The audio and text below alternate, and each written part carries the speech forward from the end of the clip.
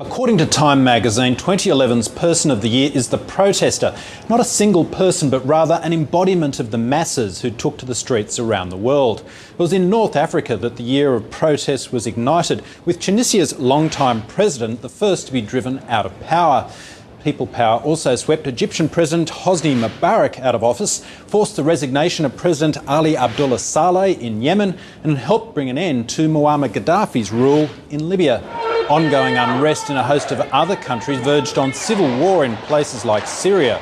In Afghanistan, another year of fighting saw the toll of Australian soldiers lost there grow dramatically. While in Pakistan, it was Osama bin Laden that lost his life in that US Special Forces attack on the compound where he was living with his family. The world saw the last of North Korea's Kim Jong-il as well, the Korean peninsula ending the year amid uncertainty and a state of high alert.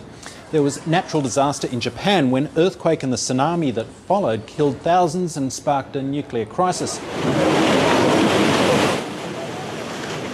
Thailand was crippled by months of major flooding, and closer to home, police on the Indonesian island of Bali arrested a 14-year-old Australian boy who tried to buy marijuana. That captured headlines. So too did video of Australian cattle meeting inhumane deaths in Indonesian abattoirs.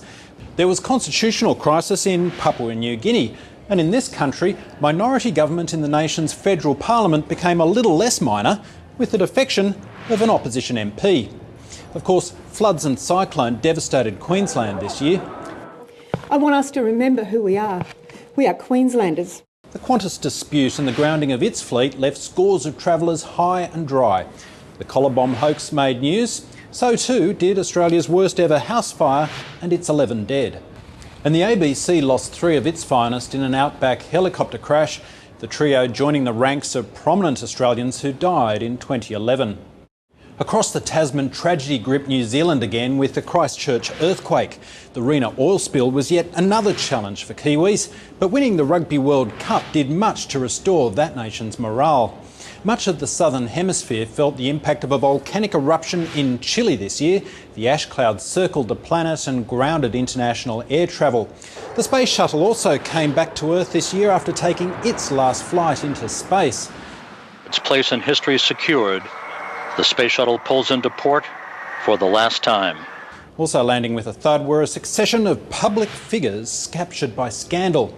There was the death this year too of Steve Jobs, who helped give the world the personal computer, the iPhone and the iPad, a man said to have done more than perhaps anyone to shape the modern world. Meanwhile, people power made its impact felt in the United States with the Occupy Wall Street movement. It generated a wave of protest against corporate greed that spread around the globe. But across the Atlantic, people power took an ugly turn in the United Kingdom as rioting in London and other British cities saw the worst of human behaviour put on display. There was public revulsion too in response to the phone hacking scandal. It saw the end of the news of the world and gave Rupert Murdoch what he called the most humble day of my life. It was a challenging year too for another Australian, Julian Assange, fighting on through the British courts while his WikiLeaks site floundered. The death of music star Amy Winehouse prompted grieving, but a royal wedding was a cause of much public celebration. In continental Europe, Australians had something to celebrate too when Cadel Evans took out the Tour de France.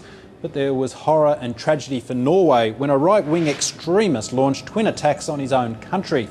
People in Norway are in deep grief. They are still shocked. But we also see a Norway which is very unified. 2011's spirit of protest took shape again as those living in Europe's debt-laden nations rebelled against austerity measures. And as the world teetered on the brink of another global recession, social media helped bring together people right around the planet to be part of the emergence of another very modern phenomenon. The masses were immobilised this year by planking.